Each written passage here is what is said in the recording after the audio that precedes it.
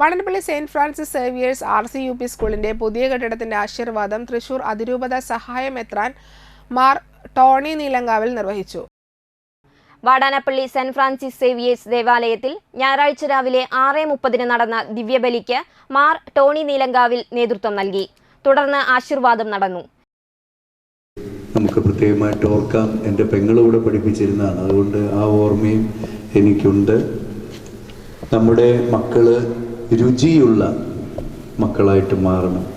ഉപ്പ് ഉറകെട്ട് പോയാൽ എന്ത് ഫലം? ഉപ്പ് കെമിസ്ട്രി പഠിക്കുന്നവരോട് ചോദിക്കട്ടെ, ഉപ്പല്ലാണ്ടാവോ?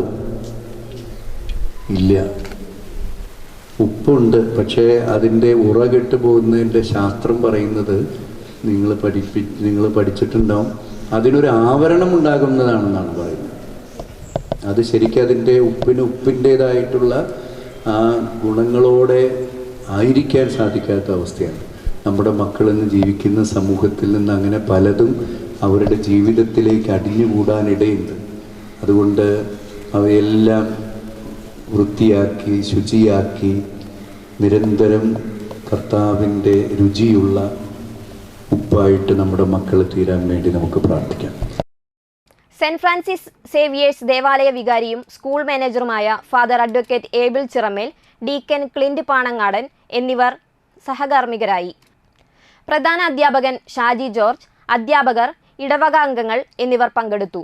3 നിലകളായി പണി കഴിപ്പിച്ചിരിക്കുന്ന പുതിയ കെട്ടിടത്തിന്റെ നിർമ്മാണം 4 മാസം കൊണ്ടാണ് പൂർത്തീകരിച്ചത്.